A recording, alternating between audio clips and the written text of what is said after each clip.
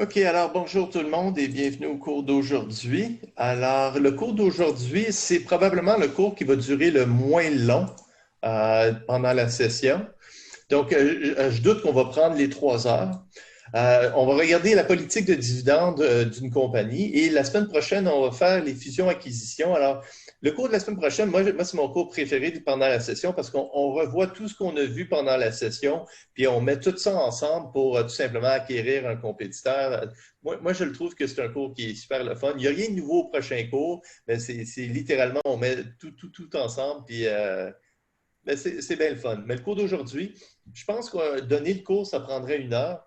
Puis 45 minutes, 1 heure pour les exercices. Écoute, on va juste prendre 2 heures cette semaine et ça sera fait.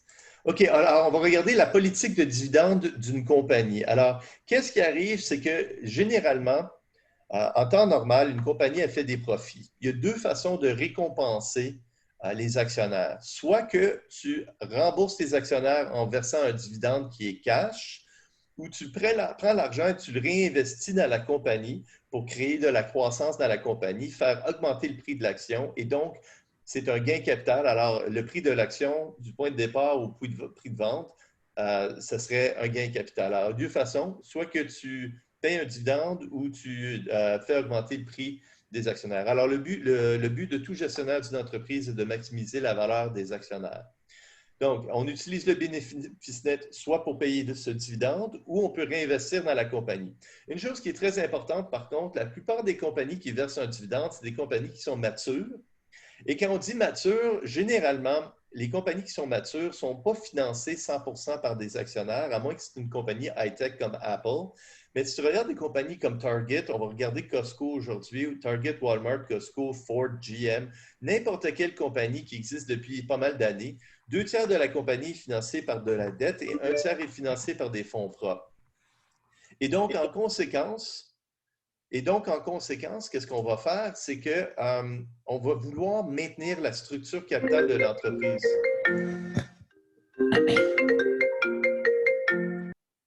On veut vouloir maintenir la structure capitale de l'entreprise. Ça veut dire qu'on veut maintenir cette structure 2 tiers dette, 1 tiers fonds propres. 2 tiers de la compagnie est financée par de la dette qui coûte du 4-5 et 1 tiers est financé par des actionnaires qui vont s'attendre aux alentours de 10 Donc, on préfère financer par de la dette que par des actions. Donc, qu'est-ce qui arrive normalement, c'est que tous les modèles que nous, on voit en classe, on va assumer que le dividende va croître au taux de croissance de l'entreprise. Alors, si l'entreprise croît à du 5 par année, on va assumer que le dividende, lui aussi, va croître à du 5 par année.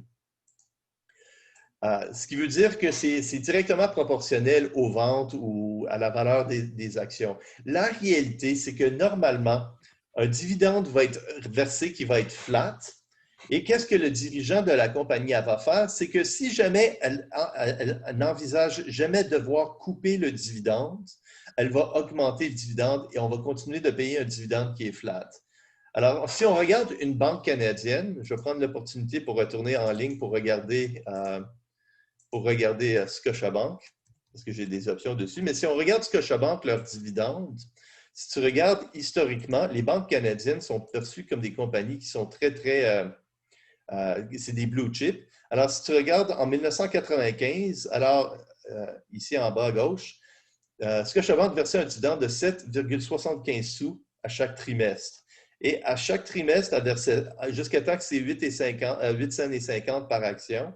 Et à chaque période, vous pouvez voir que Scotiabank a tout le temps versé un dividende trimestriel, a tout le temps versé ce dividende et à quasiment chaque année, toutes les banques canadiennes ont fait ça depuis 150 ans.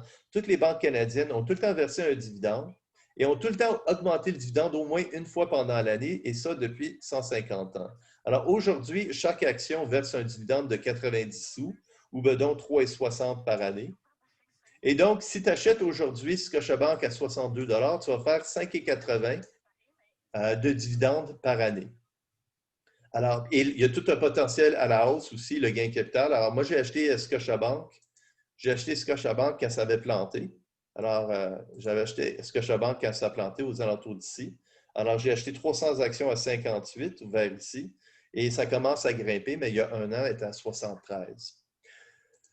Donc, si jamais on coupe un dividende, ça, c'est perçu comme très mal par les actionnaires. Et un bon exemple, c'est quand j'ai commencé à enseigner à l'UQAM, quand j'ai commencé à enseigner ce cours, je pense la toute première fois, j'avais dit qu'il y avait une compagnie qui m'intéressait, c'était les pages jaunes, alors qu'ils n'existent plus. Alors, les pages jaunes, l'action transigeait à 16 puis il y avait un dividende de 2 alors, c'était du 12,50 par année, 12,5 par année, juste le dividende.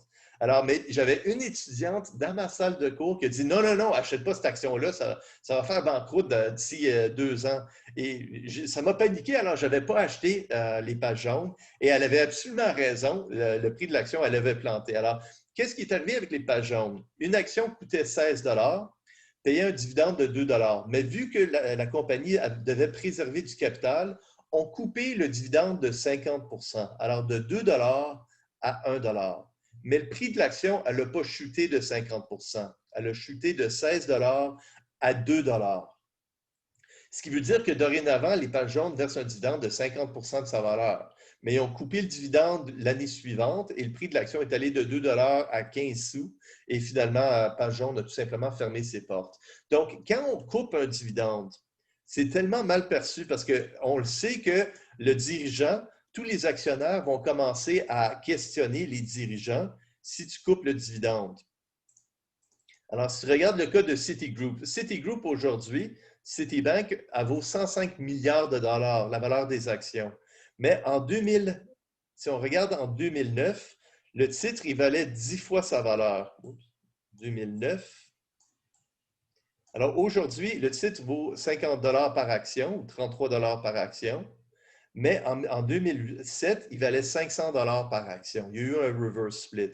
Et si vous remarquez, encore une fois, le dividende est super beau, il grimpe à chaque période, mais tout d'un coup, il va de 5,40 à 3,20. Et justement, c'était la crise du subprime. Et les actionnaires ont réalisé qu'il y avait quelque chose qui se passait. Puis le prix de l'action est allé de 539 à 26 Elle a perdu 90 de sa valeur. Citigroup, en 2007, c'est une compagnie qui valait 1 trillion de dollars. Et avant que Apple devienne une compagnie trilliardaire, il y a quelques années, c'était la dernière compagnie qui avait une valuation de plus que 1 trillion de dollars. Alors, couper le dividende, c'est extrêmement mal perçu par les actionnaires. Si tu coupes le dividende, les actionnaires vont paniquer, ils vont se demander qu'est-ce qui se passe à la compagnie. Alors, des fois, on n'a pas le choix. Alors, si on regarde Carnival Cruise Lines, qui est une autre compagnie que j'ai achetée après que ça a planté au mois de février, si on regarde Carnival Cruise Lines, elle aussi, c'est une compagnie qui se transigeait pour, je veux dire, c'est une compagnie qui se transigeait pour, c'était une compagnie qui se transigeait pour 46 à 80 dollars. Et elle versait un super beau dividende de 45 sous. Ça augmentait à chaque période. Mais ensuite, COVID, elle a frappé. Puis la première chose qu'ils ont faite, c'est qu'il y avait personne qui partait en croisière. On ne pouvait pas se permettre de verser un dividende. On l'a coupé. Et justement, quand on coupe le dividende, il y a une raison pour ça. Et le prix de l'action est allé de 50 à 8,50 et à 10 j'ai acheté 100 actions. Et j'ai acheté un autre 200 actions le mois passé pour 14 Aujourd'hui, elle est à 16 Alors, si vous voulez acheter quelque chose pour long terme, Carnival, c'est un bon titre. Donc, couper un dividende, si tu es un dirigeant, c'est une des façons de se faire congédier. C'est pour ça que les dirigeants ne veulent jamais couper le dividende. Et en conséquence, ils vont juste augmenter le dividende s'ils ne s'attendent jamais à le couper par la suite. Alors, le type de dividende qui nous intéresse, c'est un dividende en cash. Dans le passé, on versait des dividendes en actions, mais c'est plate de recevoir un dividende en actions. Imaginez que vous avez 100 actions du titre. On vous verse un dividende, trois nouvelles actions. Tu as maintenant 103 actions du titre. Alors, moi, j'ai déjà eu un titre que j'avais 1000 actions d'un titre et tout d'un coup, j'ai 1030 actions d'un titre parce qu'ils ont versé un dividende de 30 actions, de 3 Mais quand j'ai vendu mes titres, je pouvais juste les vendre en bloc de 100 à la fois. Alors, j'ai vendu 1000 actions. J'avais 30 actions qui traînaient dans mon portefeuille pendant des années. Je ne pouvais rien faire avec. Alors, c'est bien plate de recevoir des dividendes en actions. Excusez-moi, il y a quelqu'un que j'entends le microphone de quelqu'un. Ah, je pense que je l'ai. OK. Alors, qu'est-ce qui arrive avec un dividende? Premièrement, on va déclarer un dividende. Alors, on va émettre une nouvelle. sur Cedar ou Edgar, qui est là où on dissimule les nouvelles. Si on va regarder Costco, parce que Costco est dans les nouvelles à propos de son dividende. Alors, quand Costco, à un moment donné, elle va déclarer un dividende. Alors, qu'est-ce qu'elle fait? C'est qu'il y a des nouvelles.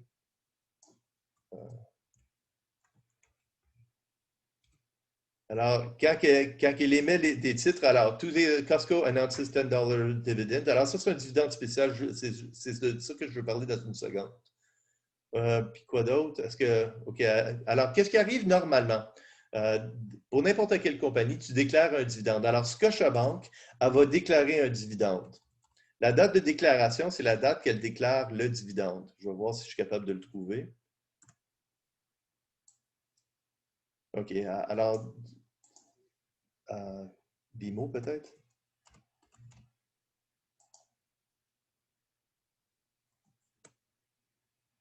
OK. Alors, généralement, c'est annoncé, mais si tu vas sur le site spécialisé qui s'appelle CEDAR, tu vas le trouver. Alors, tu vas annoncer un dividende, ça, c'est la date de déclaration. OK. Par la suite, tu as deux dates, la date cum dividende et la date ex dividende. La date cum dividende, c'est du latin, ça veut dire avec le dividende. Si tu achètes le titre à cette date, tu vas recevoir le dividende. Le lendemain, c'est la date ex-dividende. C'est si tu achètes le titre sur la date ex-dividende, tu ne recevras pas le dividende. Alors, si on regarde pour n'importe quel titre, la Banque de Montréal, le prochain dividende, la date ex-dividende, c'est le 30 octobre, mais la date du versement du dividende, la date que le dividende est reçu, ce n'est pas le 30 octobre, ça va être une date quelques semaines après le 30 octobre. On pourrait peut-être prédire. Alors, il y a un an, c'était versé le 31 octobre. Alors, généralement, le dividende est versé quelques semaines après la date ex-dividende. Je vais regarder pour Costco, parce qu'on va verser un dividende spécial pour Costco. Je vais regarder ça dans une seconde. OK, alors, je déclare aujourd'hui que si tu possèdes l'action le 30 novembre, tu vas recevoir le dividende. La date ex-dividende, c'est le 1er décembre. Par contre, je vais te payer ce dividende le 15 décembre. Ça, c'est la date de versement. Alors, le prix de l'action, il devrait chuter entre la date cum dividende, après la fermeture de la date cum dividende, et l'ouverture de la date ex-dividende. Parce que entre ces deux dates, on n'a plus le droit à recevoir le dividende lorsqu'il sera versé. Donc, pour une entreprise, généralement, une compagnie qui est en démarrage, tu ne vas pas avoir des dividendes. Alors, tu as un besoin énorme de cash flow. Alors, regardez Amazon en 1998, ça, c'est une compagnie qui est en démarrage. Amazon, disons, 2004 à 2012, c'est une compagnie qui est en beaucoup de croissance. Elle avait tellement besoin de cash. Alors, il y avait très peu de dividendes qui seraient versés pour Amazon.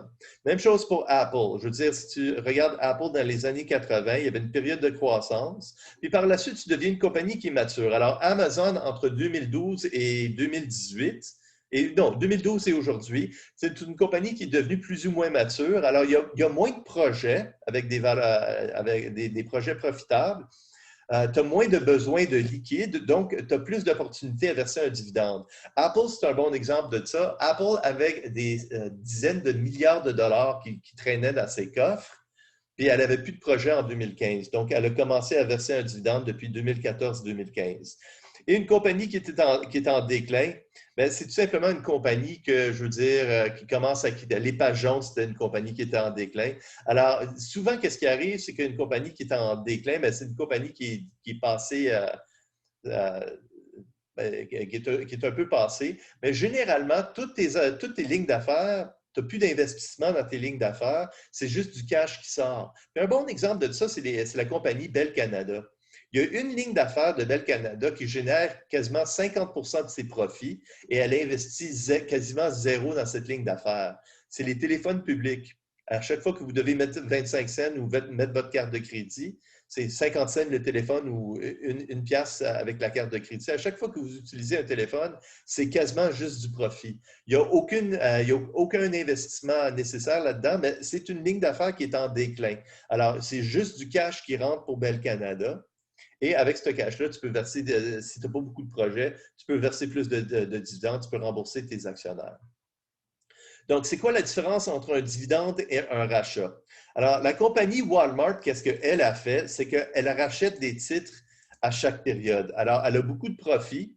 Elle verse un petit dividende pour les actionnaires existants. Alors, elle verse 1 par année, 1,5 par année. Mais si tu regardes dans le balance sheet de Walmart, dans le balance sheet, tu peux voir qu'elle a racheté des titres. Alors, si tu regardes son common stock, d'une période à l'autre, elle a tendance à baisser.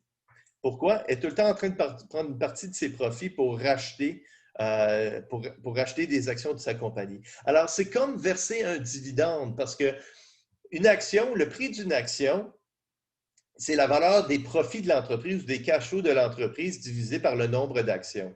Si tu prends tes profits pour racheter quelques actions, tu as tout le même nombre de profits qui est maintenant réparti sur moins d'actions, donc plus de bénéfices par action. Le prix de l'action devrait grimper en conséquence. Alors, un rachat, c'est comme un dividende. Par contre, quand tu vas payer un dividende, tu vas payer des taxes sur les dividendes au Canada et aux États-Unis.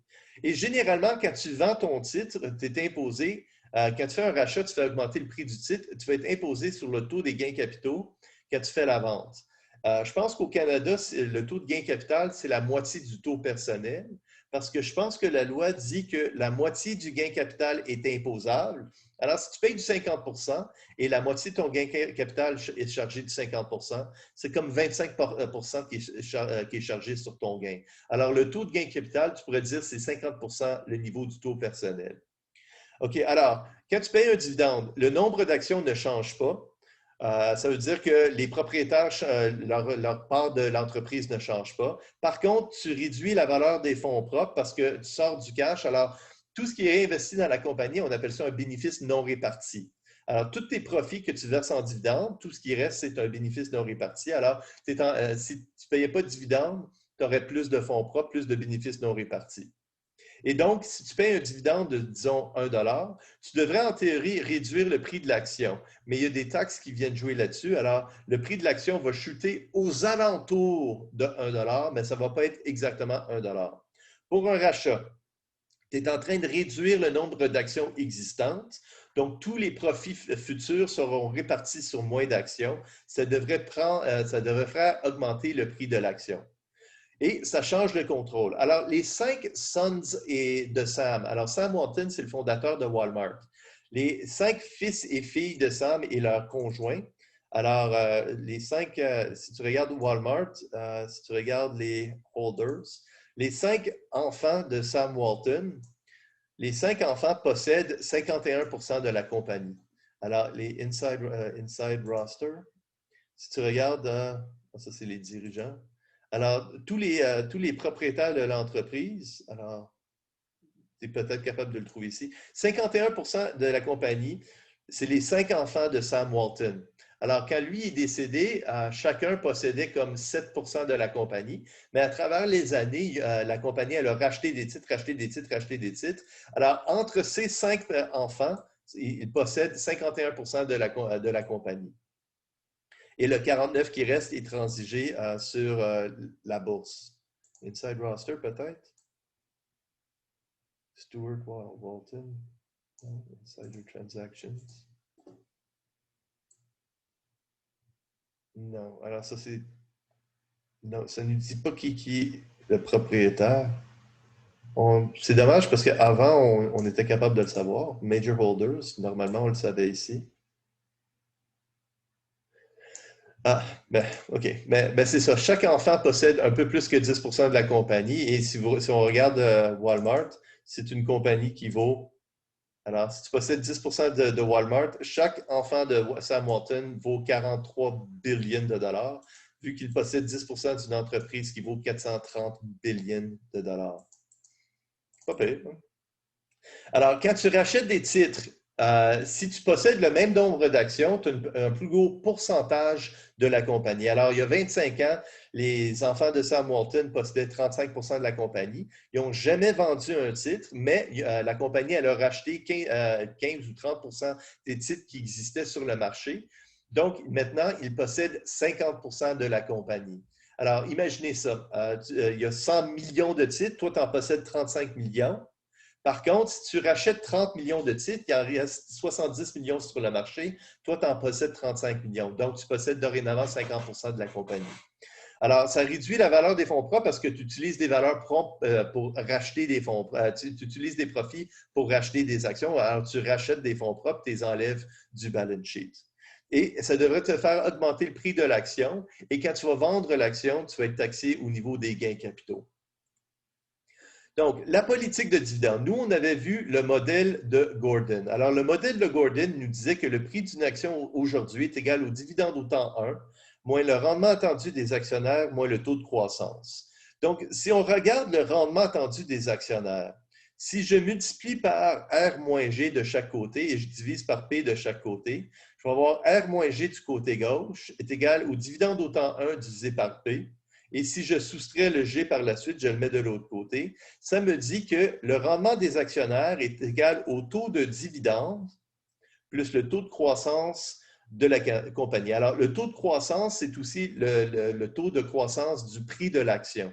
Alors, une des raisons pourquoi j'ai acheté Scotiabank, justement, si tu regardes les deux composantes, pour Scotiabank, je veux dire, le taux de dividende, le prix de l'action, je l'ai acheté pour 58 quand ça payait un dividende de 3,60. Donc, c'est un dividende d'environ 6,2 Alors, 6,2 je m'attends à 6,2 juste en dividende pour une action qui a déjà valu 75 il y a un an. Alors, il y a tout un potentiel de croissance, de gain de capital à la hausse par la suite. Alors, j'ai acheté mes actions pour 58. Ils valent 4 de plus à l'intérieur de 3 mois. Alors, 4 sur 58, c'est 1 sur 15 environ. C'est environ du 6 supplémentaire. Alors, depuis que j'ai acheté Scotiabank, juste pour une année, je m'attends à 5,8 de dividendes ou 6 de dividendes et j'ai déjà fait 6 sur l'action. Alors, c'est du 12 jusqu'à présent que ça a de l'air pour Scotiabank. Alors, il y a tout un potentiel pour Scotiabank, c'est pour ça que je l'ai acheté. Donc, le rendement des actionnaires est égal au rendement du dividende, le taux de dividende, plus les gains capital, le gain capital attendu ou la croissance du prix de l'action. Donc, si les actionnaires d'un titre s'attendent à un rendement de 12 pour une compagnie avec une croissance de 7 le prix de cette action est de 100 un dividende vient tout juste d'être versé. Que doit être le montant de ce dividende? Alors, ce que je vais vous donner, la première personne qui est capable de me donner la bonne réponse, envoyez-moi ça dans le chat. Je vais arrêter l'enregistrement pour 2 minutes. Envoyez-moi ça dans le chat. OK, alors je pense que Jésus ou Jésus a la bonne réponse. On va voir. Donc, le prix d'une action est égal à 100 100 c'est égal au dividende au temps 1 divisé par R moins G. Le rendement des actionnaires, c'est 12 le taux de croissance est de 7 Donc, le dividende au temps 1, c'est le dividende qui vient tout juste d'être versé avec une période de croissance. Alors, à chaque examen, je pogne quelqu'un avec le dividende au temps 1 versus le dividende au temps 0. Donc, 100 c'est le dividende au temps 1. Le dividende au temps 1, c'est le dividende au temps 0 avec une période de croissance divisé par R moins G. Et donc, ça me donne un dividende de 4,68. Alors, un point pour Jesus. J'espère que je prononce bien ton nom. Alors, 4,68. Donc, le rendement des actionnaires. Alors, on s'attendrait à, aujourd'hui, le prix de 100 on s'attend dans un an que le prix soit de 107 parce qu'on s'attend à une croissance de 7 et on s'attend à un dividende dans une période qui est égale à 5 Ça veut dire qu'au temps 0, le dividende était de 4,68. Alors, au temps 1, on s'attend à un dividende de 5 5,35 au temps 2, et ainsi de suite. Les dividendes, on s'attend qu'ils vont croître à du 7 OK, alors, quand on dit G, si vous avez fait Finance 1 avec moi, on a vu G, on a vu deux types de croissance, la croissance soutenable et la croissance interne. La croissance soutenable, ça veut dire qu'on veut maintenir la structure capitale de la firme. Ça veut dire que si 2 tiers de la compagnie est financé par de la dette et 1 tiers est financé par des fonds propres, si on verse un dividende, on réduit les fonds propres. On doit en même temps réduire la valeur de la dette. Alors, normalement, la compagnie, elle fait des profits. On verse un certain montant de ces profits en dividendes, mais ce montant qui est ajouté s'ajoute aux fonds propres. Alors, pour maintenir la structure de capital, on doit emprunter davantage. Et donc, avec le montant total qu'on a emprunté, plus les bénéfices non répartis qui sont réinvestis. Donc, supposons qu'on a 3 de profit. On verse 1 en dividende, ça veut dire qu'on a 2 de bénéfices non répartis qui sont réinvestis dans la compagnie. Si 2 tiers de la compagnie est financé par de la dette, si on ajoute 2 de fonds propres, notre ratio 2 tiers va être changé. Donc, qu'est-ce qu'on va faire? C'est que pour ce 2 qui est réinvesti, on va emprunter 4 supplémentaires et donc on a maintenant 6 piastres pour réinvestir dans la compagnie, pour réinvestir dans les nouveaux projets. Et on appelle ça la croissance soutenable. La croissance interne, ça veut dire qu'on a de la dette sur nos livres en ce moment, mais on ne veut pas s'endetter davantage. Toute la croissance future va être générée seulement par ce 2 Alors, le 4 supplémentaire, on ne le prend pas. C'est juste le 2 de bénéfices non répartis qui va faire en sorte qu'on va réinvestir dans les projets. Donc, on investit moins, donc on a moins de croissance. Donc, en finance 1, on appelait ça la croissance soutenable. Une compagnie qui n'aime pas emprunter de l'argent, c'est la compagnie Berkshire Hathaway, alors la compagnie de Warren Buffett. Alors, si vous avez un titre de Berkshire Hathaway, bravo. Moi, je ne peux pas me payer un titre de Berkshire Hathaway à 350 000. Mais Berkshire Hathaway, qu'est-ce que Warren Buffett il fait? Il y a une autre compagnie qui s'appelle Southwest Airlines, c'est une autre compagnie qui fait ça. C'est eux, qu'est-ce qu'ils font? C'est que quand ça va bien, ils font juste accumuler du cash. Puis pendant une crise comme COVID, c'est à ce moment-là qu'ils vont acheter des compétiteurs, qu'ils vont acheter des lignes aériennes, qu'ils vont acheter des avions parce que tout le monde est en train, tout le monde a besoin du cash. Alors, Southwest Airlines, probablement que dans la dernière année, elle a souffert un peu, mais généralement, historiquement, puis elle a même fait une perte. Alors, c'est la seule ligne aérienne qui a jamais fait une perte. Mais même COVID a frappé Southwest. Alors, qu'est-ce qu'elle fait, cette compagnie-là? Elle accumule tellement de cash et quand il y a une opportunité qu'elle ne peut pas résister, elle va investir. Alors, j'ai parlé de Berkshire Hathaway tantôt, mais Warren Buffett, c'était un gros investisseur dans Costco. Et qu'est-ce qui est arrivé, c'est qu'il vient juste de vendre ses titres de Costco. Et la raison pourquoi il a vendu ses titres de Costco, c'est que Costco vient juste d'annoncer un dividende résiduel. Alors, Microsoft avait fait ça en 1998. Microsoft a voulu acheter Apple et elle avait acheté Apple pour 35 milliards. Aujourd'hui, Apple vaut 2 trillions.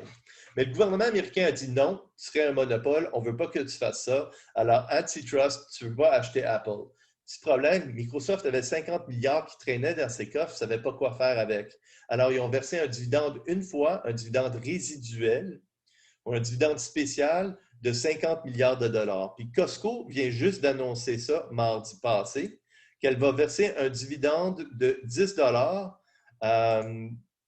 ou 4,4 milliards total qui va être versé en dividende, alors 10 par action pour les actionnaires. Et en conséquence, Berkshire Hathaway, je pense que Warren Buffett s'est dit, écoute, cette compagnie-là, elle n'a pas des bons projets. Alors, c'est une compagnie qui est mature, peut-être c'est le moment de sortir notre cash.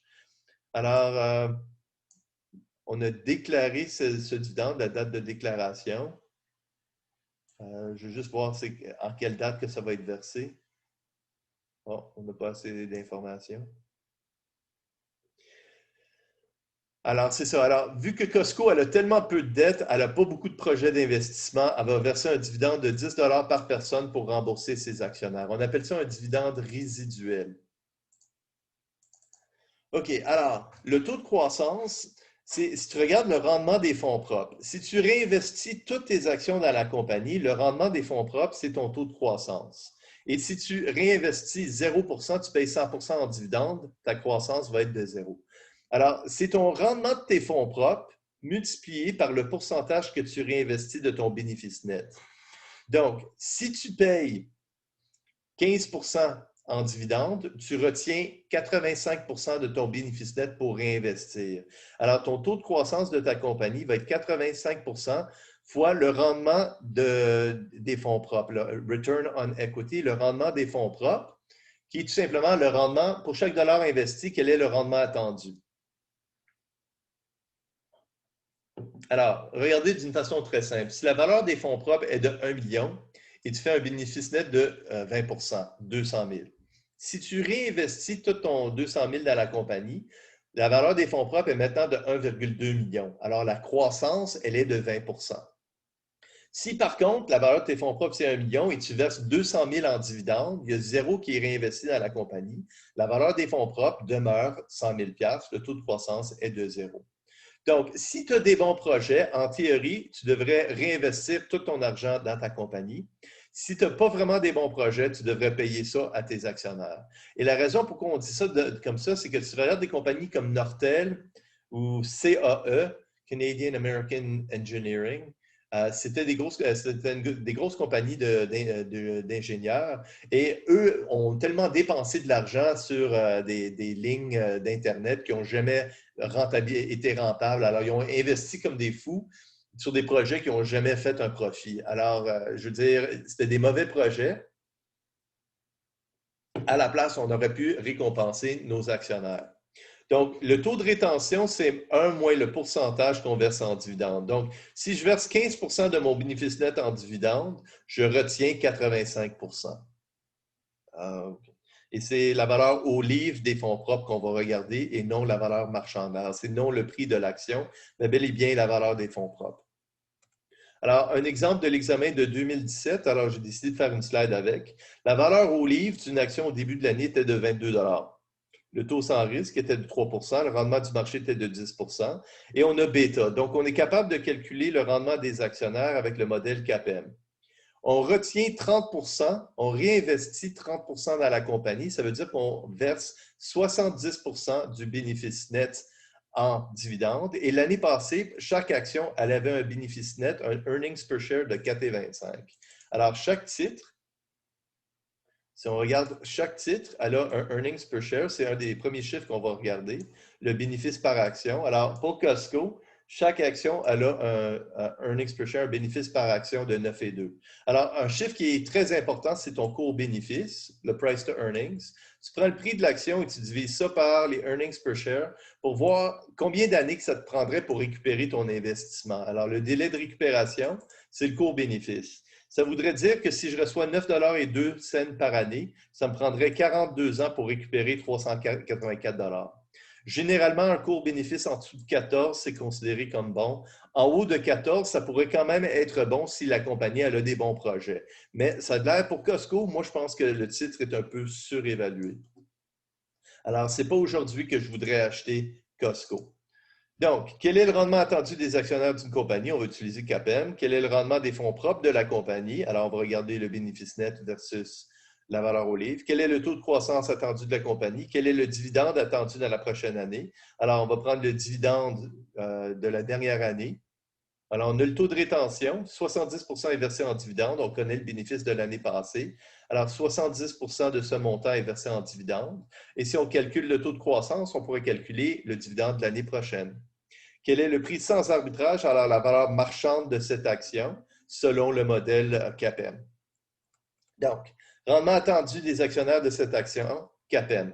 Taux sans risque plus bêta fois le rendement du marché moins le taux sans risque. Donc, les actionnaires de ce titre s'attendent à du 11,4 %.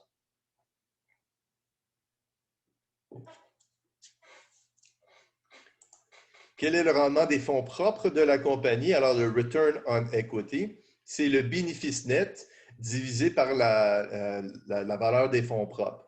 Mais si on ne connaît pas le bénéfice net, on peut connaître le bénéfice net par action et on divise par le prix par action, la valeur au livre, le prix de la book value de chaque action. Donc, on sait que chaque action a généré 4,25 et la valeur au livre de chaque action est de 22 $.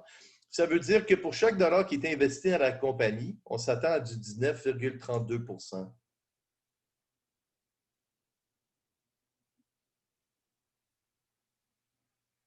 OK, alors Isabelle, la flotte, ça c'est généralement les actions qui se transigent jour en jour. 51%, c'est les propriétaires qui le possèdent, mais il y a beaucoup de fonds mutuels, beaucoup de fonds d'index qui vont posséder probablement 40% de la compagnie. Généralement, pour n'importe quelle grosse compagnie, au gros max, il y a 5% qui flottent.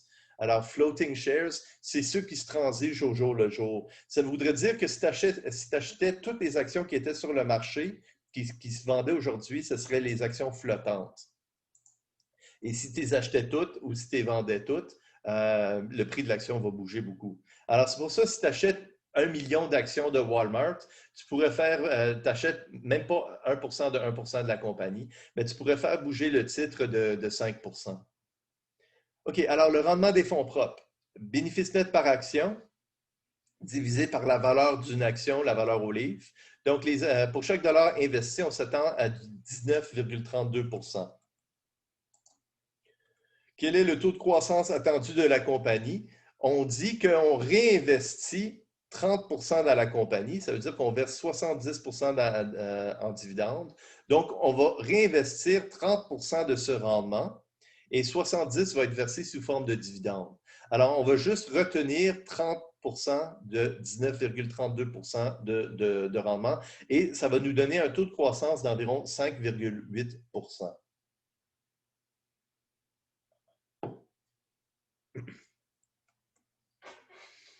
Donc, on connaît maintenant le rendement attendu des actionnaires, le rendement des fonds propres, le taux de croissance de la compagnie. Alors, toutes les projections de la compagnie, on va le faire avec ce 5,8 pour cent. Quel est le dividende attendu pour la prochaine année? Alors, le dividende, le dernier dividende, si on réinvestit 30 ça veut dire qu'on verse 70 en dividendes et l'année passée, on avait 4,25 de dividendes. Donc, l'année passée, on a versé 2,98 en dividendes. Le dividende dans une année, ça va être ce dividende avec une période de croissance et la croissance, on l'a calculé à 5,8 pour cent. Donc, l'année passée, on a versé un peu moins que 3 dollars. Ça va augmenter d'un peu plus que 5 proche de 6 Donc, l'année prochaine, on va verser 3,15. Le dividende au temps 2, ça va être 3,15 avec une période de croissance et pour chaque période subséquente. Donc, quel est le prix, la juste valeur marchande selon le modèle qu'on a vu? Alors, la juste valeur marchande, ce serait le dividende au temps 1 divisé par R-G. Ah ouais. Une autre façon de le faire, c'est qu'on peut calculer le earnings per share de la prochaine année. Alors, si l'année passée, le earnings per share était de 4,25, on le croit à 5,8 ça veut dire que l'année prochaine, le earnings per share, le bénéfice par action va être de 4,50 et on va verser 70 de ce 4,50. Donc, on va verser 3,15. Ça revient à la même chose. Alors, on a le dividende au temps 1, on a le rendement attendu des actionnaires, on connaît le taux de croissance, on pourrait calculer la juste valeur marchande du prix de l'action.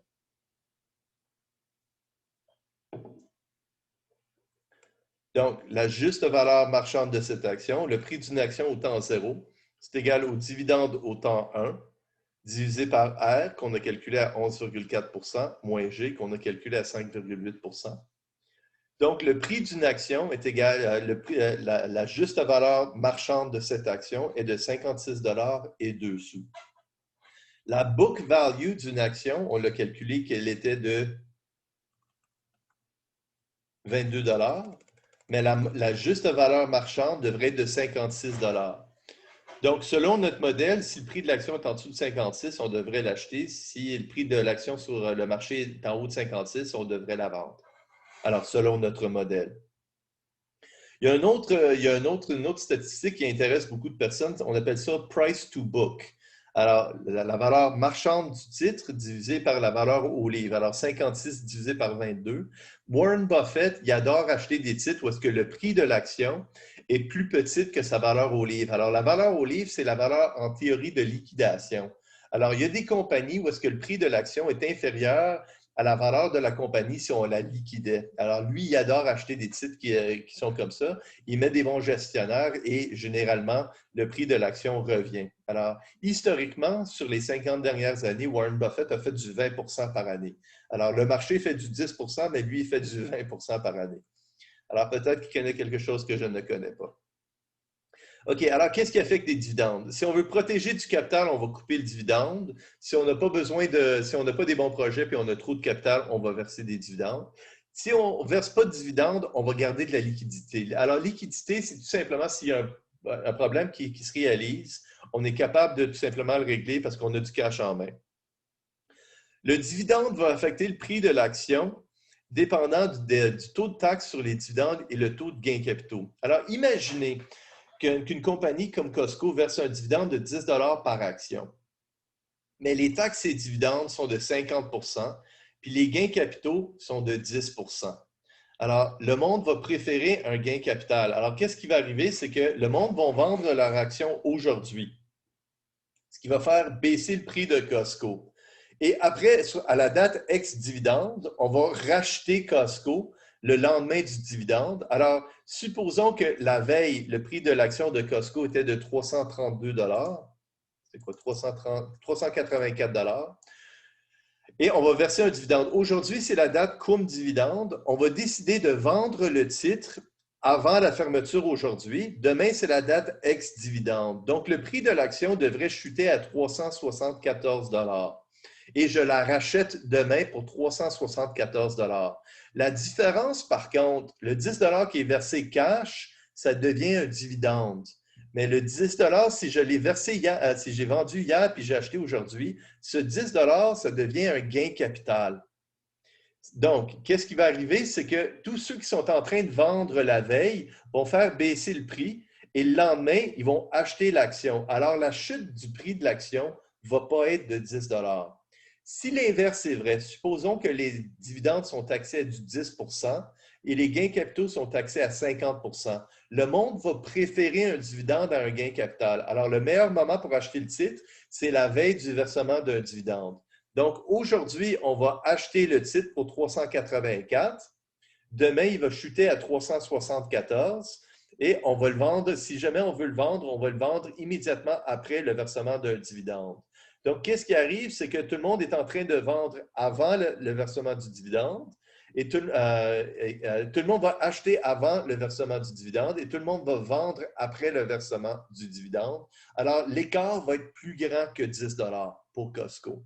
Alors, ça dépend des taxes. Donc, si le dividende est taxé au même niveau que les gains capitaux, le prix de l'action devrait chuter de 10 Sinon, le prix de l'action va jouer, alors les actionnaires vont jouer de façon à maximiser leur valeur, ils vont minimiser leurs taxes.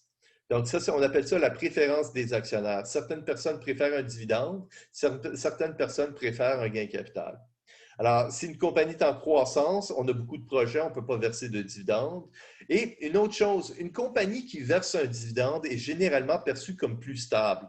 Alors, si tu regardes toutes les banques canadiennes, encore une fois, je veux voir le prix de Scotiabank. Alors, si tu regardes les banques canadiennes, alors Scotiabank, qu'est-ce qui est arrivé? Elle a augmenté de 11 sous aujourd'hui. Alors, si tu regardes les banques canadiennes, sur 25 ans, alors si je regarde le maximum que je suis capable de voir, sur le maximum, je veux dire, elle payait tout le temps un dividende et un dividende beau et stable. Les compagnies qui versent des dividendes, les dirigeants doivent être là pour s'assurer que le dividende est tout le temps versé. Alors, on ne peut pas manipuler nos états financiers autant comme les compagnies Enron, Lucent, PG&E, Tyco ont fait dans les années 90 parce que tu dois verser un dividende. Alors, c'est une façon de garder tes dirigeants honnêtes. Alors, si tu coupes un dividende, le monde va commencer à crier auprès des dirigeants de la compagnie. Et c'est pour ça que, si tu regardes les banques canadiennes, il n'y a rien qui est considéré plus stable qu'une banque canadienne. Et dans le cas de Costco, comme Microsoft a fait dans les années 90, si jamais on a un dividende, on peut verser un dividende une seule fois si jamais on pense qu'on a trop de cash parce qu'on n'a pas de bon projet. Dans le cas de Costco, c'est le cas. On a 10 milliards en cash qui traînent.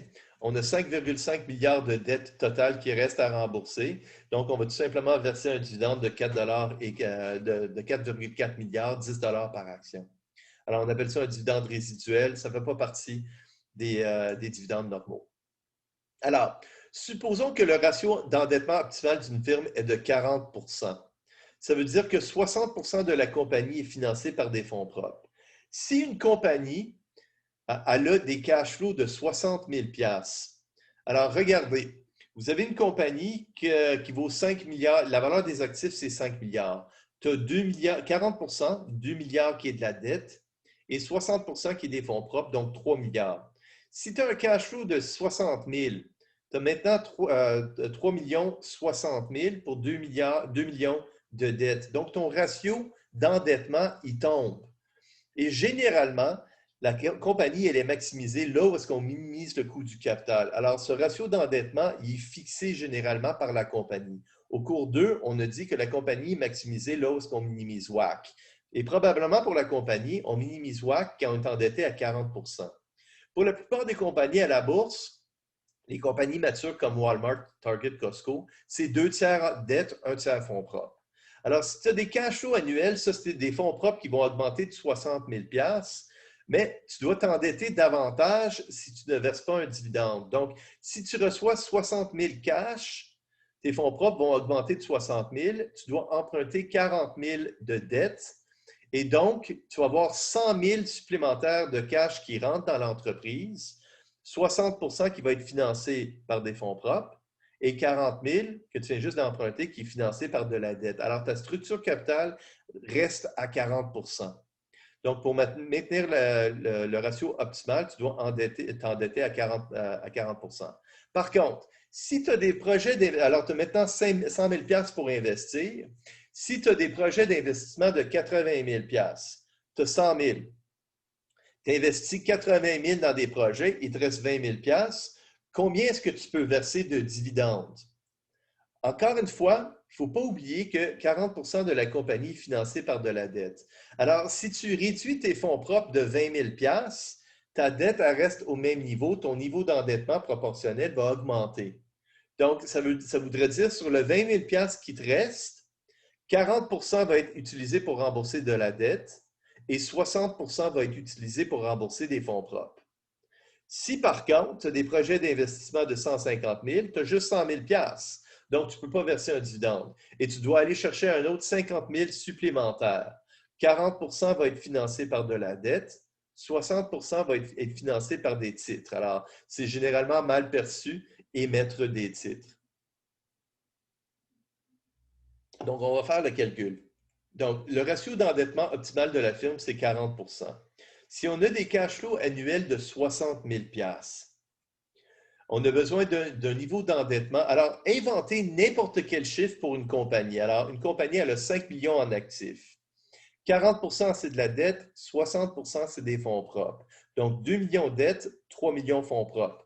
Si on ajoute 60 000, de fonds propres, on a plus de, notre niveau d'endettement va baisser. Pourquoi nos actifs vaut maintenant 5,06 millions, puis on a 2 millions de dettes. Alors, le niveau est réduit. Le niveau d'endettement réduit. Donc, qu'est-ce qu'on doit faire? C'est qu'on veut que notre niveau d'endettement reste pareil. Alors, le niveau d'endettement, c'est la dette divisée par les actifs. Alors, on a besoin d'une dette supplémentaire divisée par les actifs supplémentaires. Et les actifs supplémentaires, on dit que déjà, les actifs, c'est la dette plus les fonds propres. Alors, les fonds propres, ils ont augmenté de 60 000. Donc, à quel niveau d'endettement supplémentaire est-ce qu'on maintient ce ratio de 40 Alors, tu peux inventer n'importe quel chiffre possible. Alors, tu n'as pas besoin d'utiliser cette formule. Tu peux inventer des chiffres. Alors, j'ai 5 millions en actifs, 2 millions de dettes, 3 millions de fonds propres. J'ajoute 60 000 à mes fonds propres. Combien est-ce que je dois ajouter à ma dette pour maintenir 40 d'endettement? Et on va remarquer qu'avec 40 d'endettement, 40 000 d'endettement, on maintient notre structure. Pourquoi? J'ai 60 000 de fonds propres additionnels, j'ai 40 000 de dettes supplémentaires, j'ai donc 100 000 en actifs supplémentaires. Ce 100 000, 40 est financé par de la dette, donc 40 000 Et ce 100 000 peut être utilisé pour investir dans des projets. Si j'ai des. Alors, c'est ça. Alors, le cash supplémentaire, c'est 100 000 pour investir dans les projets. 40, c'est la dette que je viens juste d'emprunter. 60 000, c'est le cash flow, qui est le bénéfice net de l'année. Alors, j'ai 100 000 qui peut maintenant être investi dans la compagnie. 40 est financé par de la dette, 60 est financé par des fonds propres. je peux investir ce 100 000 $ dans des projets.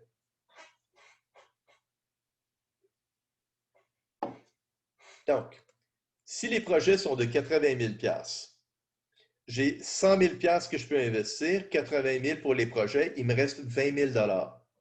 Si je paye 20 000 en dividendes, je réduis mes fonds propres de 20 000, mais mon niveau d'endettement, il reste pareil. Donc, le pourcentage de la compagnie financée par de la dette va être plus grand que 40 %. Si je paye 60 % de ce 20 000, je veux maintenir une structure capitale de 40 % dette, 60 % fonds propres. Ça voudrait dire que je pourrais rembourser 40 % de ce 20 000 en dette et 60 % je pourrais verser en dividendes. Donc, je pourrais verser 60 % sous forme de dividendes, 12 000, et 40 % sous forme de réduction de dette, donc 8 000. 12 000 de dividendes, 8 000 de remboursement de dette, c'est le 20 000 $. Et ma structure capitale, elle ne change pas. Alors, encore une fois, avec notre exemple de 5 millions d'actifs, alors tu as ajouté 60 000 de fonds propres, tu as ajouté 40 000 de dettes. Si tu soustrais de ce montant 12 000 de fonds propres et 8 000 de dettes, tu vas remarquer que ta structure capitale, elle demeure inchangée. Elle est toujours 40 % d'endettement. Si par contre mes projets sont de 150 000, j'ai un déficit de 50 000 $ à combler. J'ai 100 000 $, mes projets valent 150 000. Donc, ce 50 000, je vais en trouver 40 % qui provient de la dette. J'ai aucun dividende que je peux verser. J'ai 40 000 qui va provenir de la dette et j'ai 60 % qui va provenir des fonds propres. Donc, 40 %, 50 000 de financement additionnel qui est requis. Je vais émettre 60 % qui va être financé par des émissions de titres, un SEO, Seasoned Equity Offering, 30 000 $ et 40 % qui va être financé par de la dette, 20 000 $. Juste en passant, quand on émet des titres, c'est mal perçu par les actionnaires existants. On va le voir au prochain cours quand on fait les fusions-acquisitions. Si on a un bon projet, on veut faire ça avec du cash parce qu'on ne veut pas partager ce projet avec des nouveaux investisseurs. Alors, quand on acquiert un compétiteur, on veut payer ça cash, mais souvent, on va avoir des fusions, alors un merger. Alors, c'est comme si tu achetais ça avec des actions. Et ce n'est pas aussi bien perçu parce que si ton projet était vraiment bon, tu ne voudrais pas partager tous les profits avec des nouveaux actionnaires. Donc, 50 000 $ de déficit, 60 % financé par des actionnaires, 40 % financé par de la dette. Donc, 30 000 par un SEO et 20 000 par des obligations corporatives. OK, donc, a priori, on pourrait assumer que si on verse un dividende, le prix de l'action dans une période, c'est égal au prix de l'action avant le versement du dividende, moins le prix du dividende. Et dans un monde avec aucun taxe, c'est vrai. Si tout le monde est taxé, toutes les entités sont taxées au même niveau, c'est vrai. Alors, si les gains capitaux et les dividendes sont taxés au même niveau, c'est vrai. Le prix de l'action va chuter du dividende. Alors, on va regarder Costco. Alors, Costco qui verse un dividende qui est égal à 10 $ par action. Alors, aujourd'hui, Costco est à 384 $. Si elle verse un dividende de 10 $, demain, l'action devrait être à 374 $. L'affaire, c'est que si les dividendes sont taxés à du 10 % puis les gains capitaux sont taxés à du 50 %, le monde préfère des dividendes à des gains capitaux. Donc, ils vont avoir tendance à acheter le titre juste avant qu'elle verse un dividende et elle va vendre le titre immédiatement après qu'elle a versé un dividende. Donc, le monde préfère des dividendes. Donc, aujourd'hui, elle est à 384 $. Le marché il ferme à 4 heures ce soir. Donc, dans la prochaine heure, tu vas avoir des actionnaires qui vont rentrer, vont acheter le titre, qui vont pousser le titre de 384 à 386, 387. Et demain, le prix de l'action de 387 va chuter à 370. Tous ceux qui veulent vendre le titre le vendent immédiatement après le versement du dividende, ce qui fait en sorte que le prix de l'action va chuter après le versement. Donc, alors, juste à la fermeture, le prix de l'action va être à 384 et à l'ouverture, le prix de l'action va être à 371, une chute de 16 $. Pourquoi? Les gains capitaux sont taxés plus fortement que les dividendes. Le monde veut éviter d'avoir un gain capital, préfère un dividende. Donc, s'ils vont vendre leur titre, ils vont le vendre après avoir reçu le dividende. Et s'ils vont acheter le titre, ils vont l'acheter immédiatement avant qu'elle verse un dividende. Donc, le prix de l'action va grimper avant le versement du dividende et le prix de l'action va chuter à l'ouverture après le versement du dividende. L'écart va être de plus que 10 $. Si les gains capitaux sont taxés à 10 et les dividendes sont taxés à 50 %, le monde va vouloir éviter un dividende. Donc, ils vont préférer un gain capital. Donc, qu'est-ce qu'ils vont faire? C'est qu'ils vont vendre le titre immédiatement à la date comme dividende, immédiatement avant qu'ils vont recevoir le dividende, et ils vont le racheter le lendemain. Donc, en ce moment, si c'était le cas, dans le cas de Costco, qu'est-ce qui arriverait? C'est qu'entre maintenant et 4 heures, le monde vont vendre leur titre puis ils vont la racheter demain. Alors, ils vont le vendre aujourd'hui. Le prix de l'action va chuter de 384 à 381. Demain, elle devrait ouvrir à 371, mais tout le monde va racheter le titre. Elle va monter à 376.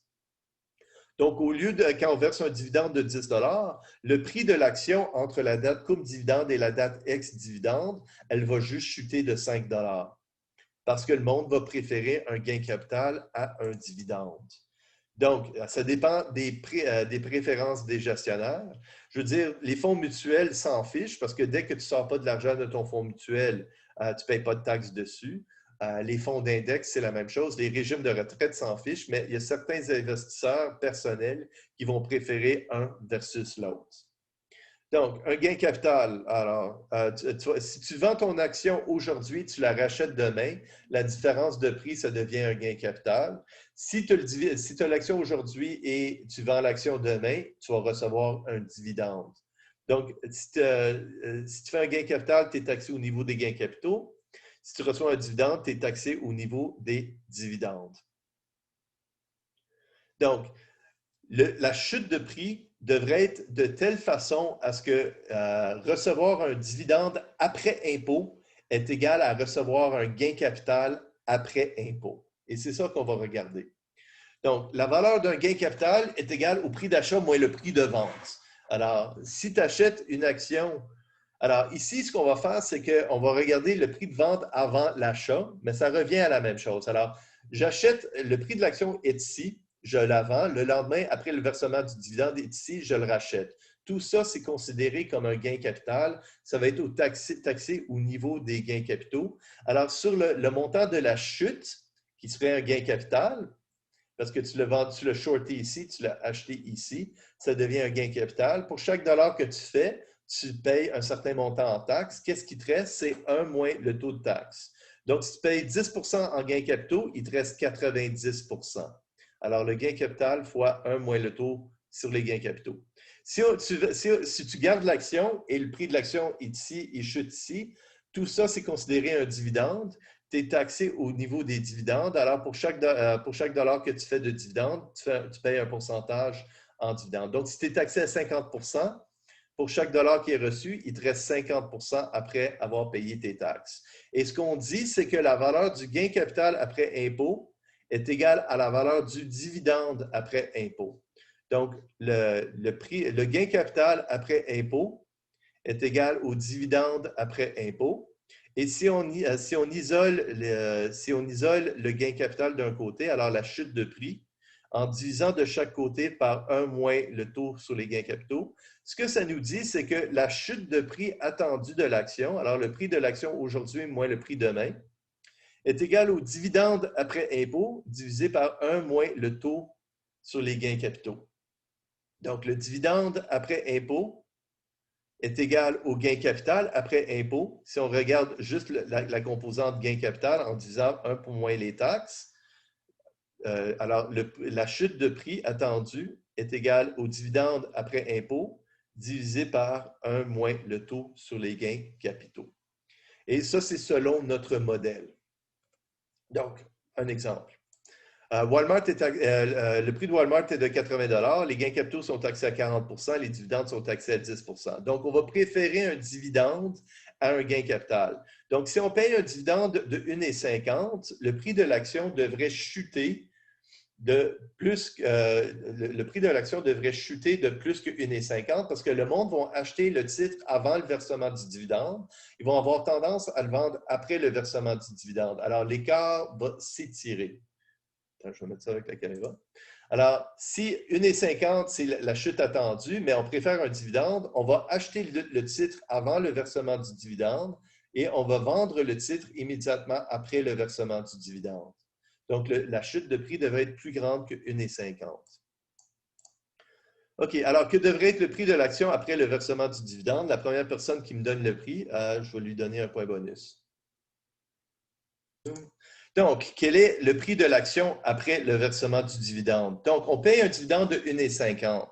La valeur, on va payer 10 de ce dividende en taxes, donc 15 sous. Donc, la valeur du dividende après impôt, c'est 1,35. On va diviser par 1 moins le taux corporatif, ou le taux, c'est gains capitaux, alors 1 moins 40 1,35 divisé par 0,6, ça fait 2,25. Donc, le prix de l'action devrait chuter de 2,25. Et donc, demain, le prix de l'action devrait être de 77,75.